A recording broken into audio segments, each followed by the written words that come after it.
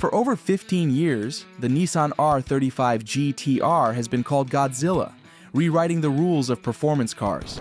We dug through fan forums, production records, and Nissan statements, and what we found reshapes the GT-R's legacy. Saying goodbye to the Nissan R35 GT-R feels like closing a legendary chapter in car history.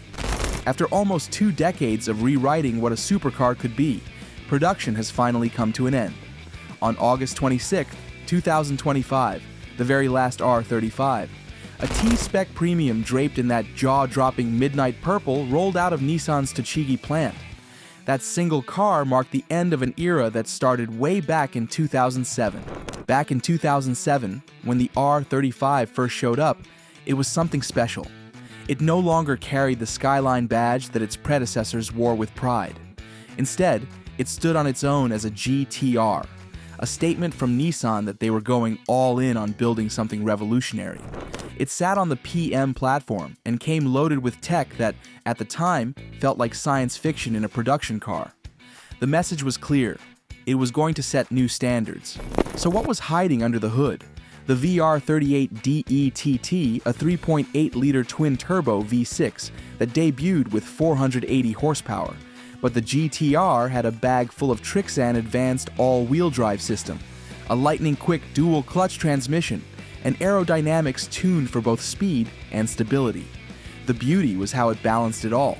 While traditional supercars asked for sacrifices, being tricky in traffic, rough on daily drives, the R35 played a different game. You could take it to grab groceries in the morning, then hit the Nürburgring in the afternoon and embarrass cars twice its price. But if there's one thing the R35 GT-R proved over its 18-year run, it's that Nissan never stopped chasing perfection. Most car makers stick to big generational updates every few years, but Nissan took a different path. Instead of waiting for a full model refresh, they kept fine-tuning the R35 year after year, making sure each version was sharper than the last. When it first launched, the car had 480 horsepower, which was already insane for the time. But Nissan didn't stop there.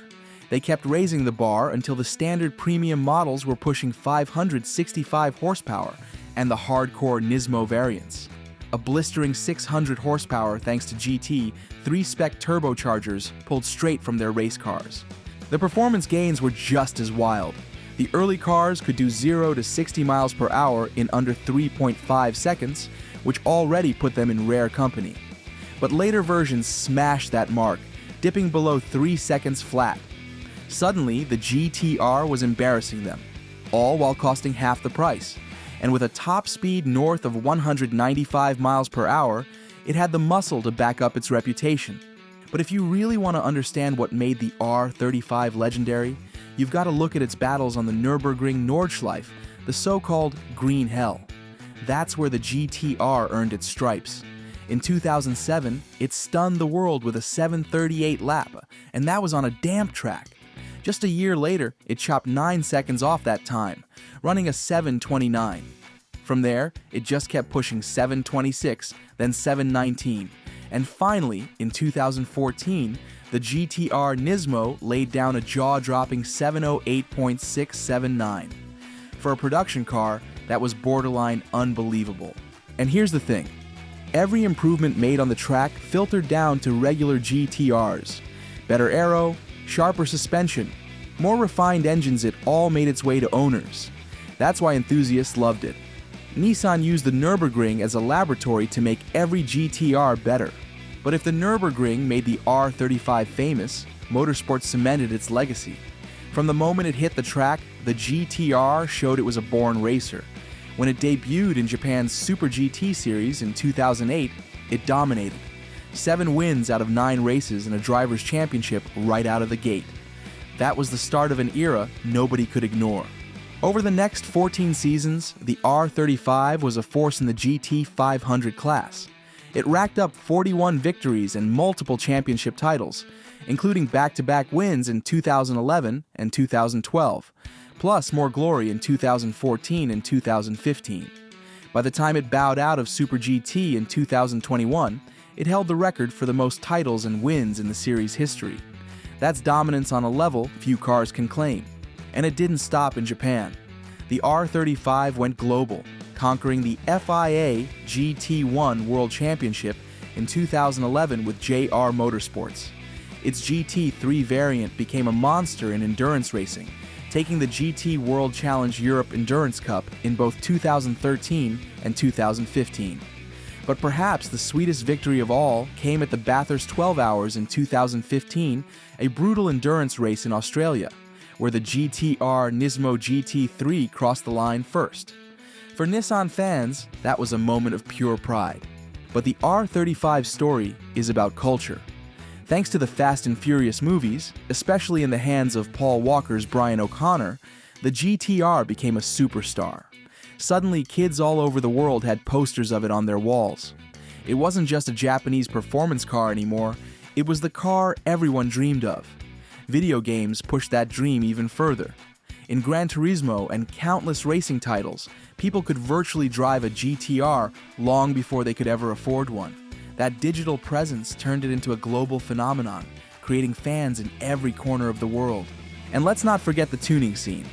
That VR38 DETT engine was a legend in its own right, strong enough to handle over 1,000 horsepower when tuned properly, all while staying reliable. It sparked a thriving aftermarket culture, keeping the R35 relevant for nearly 2 decades. In 2016, a specially prepped GT-R set a Guinness World Record for the fastest drift, sliding sideways at nearly 305 kilometers per hour in the UAE. It sounds crazy, but it proved just how versatile and over-engineered this car really was. And it didn't stop there. The R35 kept smashing track records across the globe, including Japan's Tsukuba circuit, where it clocked times under a minute territory usually reserved for full-blown race cars. Each achievement showed Nissan's relentless drive to make the GT-R better year after year. But what really gave the R35 soul was the human touch. Just 4 main names, Kurosawa, Uyama, Shioya, and Gozu, signed off on thousands of these VR38 DETT engines, each one taking over 8 hours to assemble. Later, Yumi Takechi broke barriers by becoming the first female Takumi associate, proving the craft could evolve without losing its precision. In total, around 48,000 R35s were built over 18 years, not a huge number by car industry standards, but every single one carried that Takumi signature. From Japan to North America to Europe, the GT-R reached enthusiasts who had never dreamed of owning a car with this level of performance. And with features like launch control, a dual-clutch gearbox, and advanced all-wheel drive, it evolved tech we now see across the industry. The end came gradually. Nissan pulled the plug on North American sales in 2024, and then Japan followed in 2025. The final car, a T-Spec in midnight purple, was a nod to the Skyline heritage that birthed the legend. But Nissan has made one thing clear. The GT-R name isn't gone. The next chapter will come when they can create something truly groundbreaking. It showed the world that supercar speed didn't need supercar compromises, and its legacy will keep inspiring car enthusiasts for decades to come. So what's your favorite GT-R memory? Is it the insane Nürburgring lap times, the drag strip battles, or just that unmistakable Godzilla roar? Drop it in the comments. And hey, if you think the R35 deserves a proper send-off, smash that like button. Oh, and if you're not a Prius owner hiding in stealth mode, hit subscribe. We've got more legends and last rides coming your way.